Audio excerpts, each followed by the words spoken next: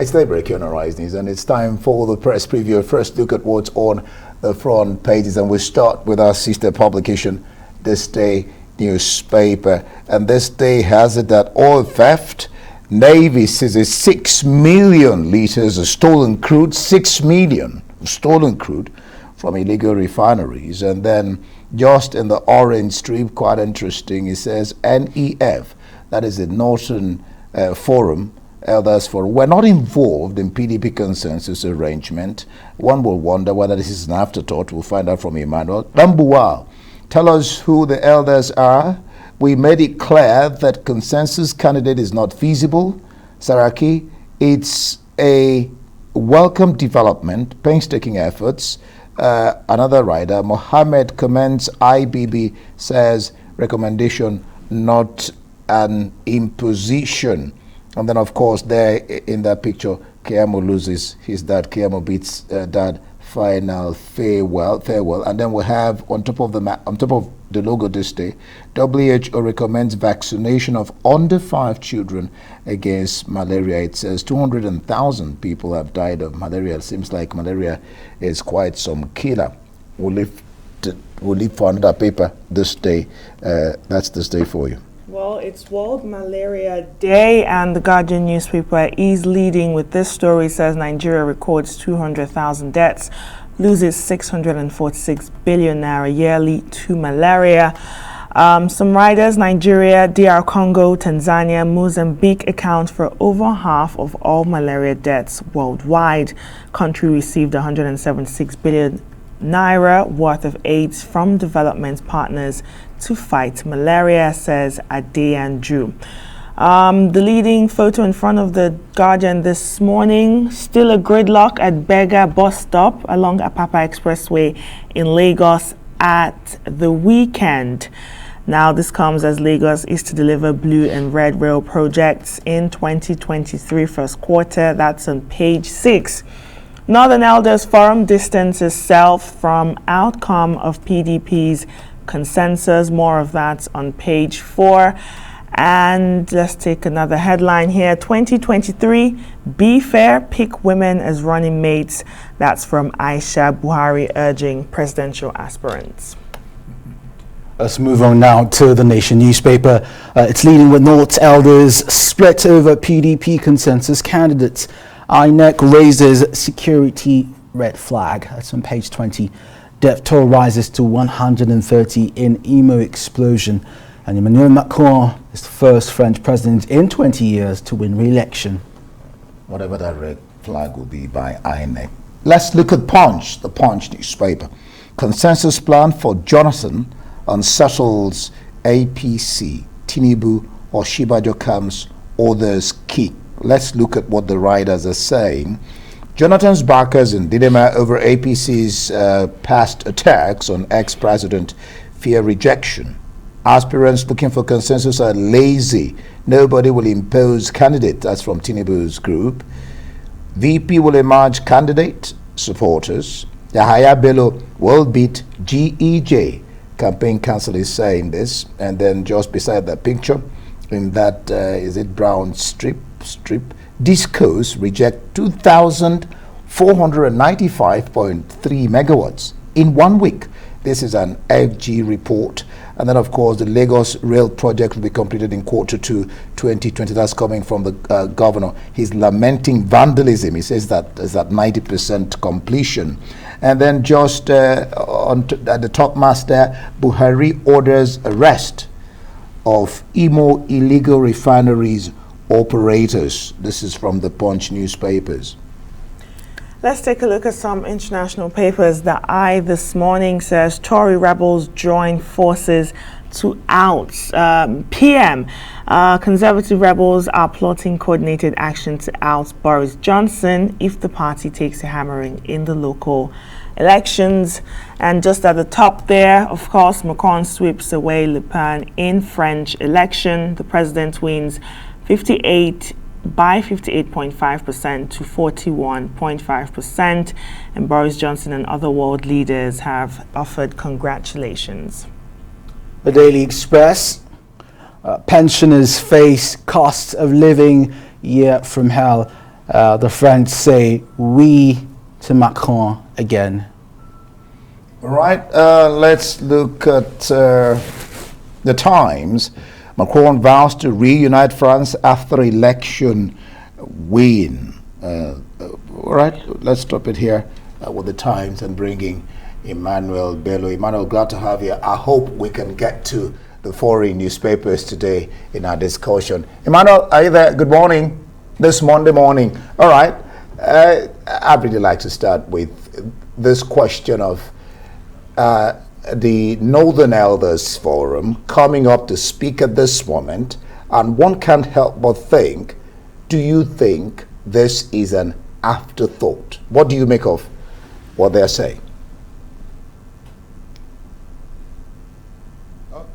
Good morning, and yeah, I'm sure you are referring to the This Day story. It's a beautiful story, and it's a story that captured, developments over the weekend. There are other very interesting stories in this day. I'm sure we are coming to them, especially the lead story of oil theft. That's very important. That's the one that concerns, I think, all of us. But I'm sure we'll come back to it. But to the question you asked about the Northern Elders Forum, it's interesting, and an interesting development there. Quite extraordinary that the Northern Elders are coming now to say, look, no, we didn't endorse anyone. Remember that the entire weekend was filled with the governor of Bauchi State, Bala Mohammed, practically dancing around the issue of the fact that he's been chosen by the elders. The weekend papers were filled with all the stories of how himself and Saraki emerged, that they'd gone to General Babangida, former president General Babangida, who commissioned Ango Abdullahi to do it. But now we're waking up this morning with Hakim Baba Ahmed saying that they didn't endorse anyone as consensus candidate. I'm sure there will be backlash to that. I'm sure Saraki, former Senate President Saraki, will of course have something to say about that, and of course the governor of Bauchi State, because they had revealed, or they've rejoiced, they've danced around, and their supporters have actually, rejoiced over the fact that these two gentlemen, came out as the consensus candidate. But they tried to walk that back a bit, clarifying it.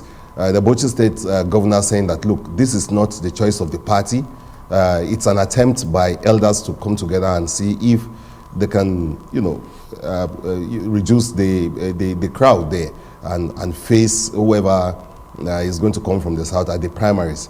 I can assure you that so many other people are thinking of this kind of arrangement, because we are seeing so many people trying to run at the primaries, and the only way you can do it is actually whittle down those numbers through either a consensus arrangement or, like the APC is doing, very expensive forms. So the idea is to reduce, to see whether they can push someone or some people as a front. Well, Emmanuel, let's take a look at that lead story that you're very keen to talk about, and everyone, I'm sure all Nigerians, are super interested in this story. It's the clampdown on oil theft. It says Navy seizes 6 million liters of stolen crude from illegal refineries, and the consequence of oil theft, as Nigerians are mourning over 100 persons that were killed in that explosion in the southeastern Imo State, in that illegal refinery. Now, even the local residents are saying that more than 100 other persons are still missing. Emmanuel, what are your thoughts? Yeah, well, that's why I think it's one of the most important stories this morning on the front page of the This Day. Because like Nkechi, like you noted, it's we're all involved, we're all this concerns all of us, and it's at the heart of the matter. Emmanuel Ade has been doing some real groundbreaking stories, only in the This Day newspaper, continuously, almost unrelated, following the stories of the oil industry, and he's always pointed to that the fact that oil theft is one of the greatest problems we're having, because there is a boom in the oil market, in the global oil market. Nigeria can be part of that boom, can be part of the prosperity due to global emergency, because of those massive thefts that are going on apart from the crisis of refineries and the rest that hopefully Dangote refinery will be able to solve at the end of the year, the heart of the matter, the biggest problem there is this theft, what people call bunkery, IRS, illegal refinery sites all over those places. So, and nothing brought the matter to the fore, like in Kechi, like you noted what happened in Imo State, those deaths, very painful deaths. So this is the leading with the story on effort that's been made to destroy those sites and to recover what is stolen. It's such a huge story, and I think one that will be followed. Already, there was a story on this same page last 2 weeks ago, when the minister went down there to say to talk tough that they're going to deal with oil theft. I think that's the way to go. They need to recover more.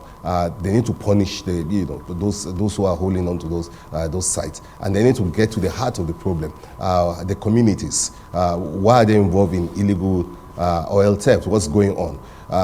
Is it a problem of the fact that they feel alienated from what they consider a product from their own communities? Those kind of concerns needs to be also be addressed. The community needs to be addressed, even as we deal with the crisis of oil theft. So this is a very good story, and I think one that we should keep on and see how authorities are reacting to some of these stories that we've been doing on the oil sector itself. I think it's a serious reaction to Emmanuel Ade's continuous reminder to the government that oil theft is a big problem. It's not just our stories, but other stakeholders saying that the greatest problem in that sector, Tony Elumelu saying 90% of our oil is being stolen. So it's a good thing that we're doing those stories, and now it's also a better thing that government is probably finally reacting to them. Taking a step back, Emmanuel, in the politics, the wife of the president, Aisha Buhari, is asking aspirants to be fair and pick a woman as running mate. Do you see this happening in the run-up to 2023? I don't know what Nkechi will think of that, but I think yes, it's a good call that, and we see those calls again and again, where we're told women are trying to get a bigger or some kind of buying into all that is happening, whether it's political parties reducing the cost of forms for women or what the First Lady pushed. That's what most First Ladies do. They try to push for the women folk. But it would be also nice if women actually use that power or use that strength that they will continuously talk about to support one of them to become president. Why not? It's a good thing to call out aspirants to pick them as second fiddle or vice president. We've seen that in great democracies around the world. Kamala Harris is vice president to Biden. Great examples around the world, and she's inch closer to becoming a president herself. Should Biden decide not to run, or she decides to run. So those are efforts being made in bigger democracies than us. So yes, it's a good thing to say to ask these people to pick women as vice as their deputies. But the golden age will be when a woman runs for presidency in this country and she actually gets elected as the first woman president to rule the country. Why not? Let them start guessing the vice first of all before you start running to president. You can always shoot for the moon. All right. Two quick things I want you to address now. The Buhari orders arrest of illegal refinery operators. This is in Punch. Why is this so intractable? That's my question. And then secondly, how comforting is the fact that Macron eventually defeated Marine Le Pen, even though it's for the third time? I mean, thinking about the fact that Marine Le Pen supports Russia.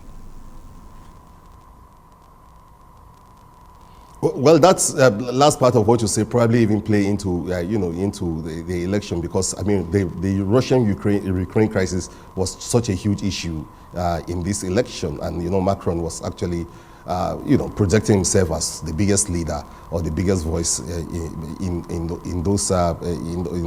that circumstance. So that will have helped.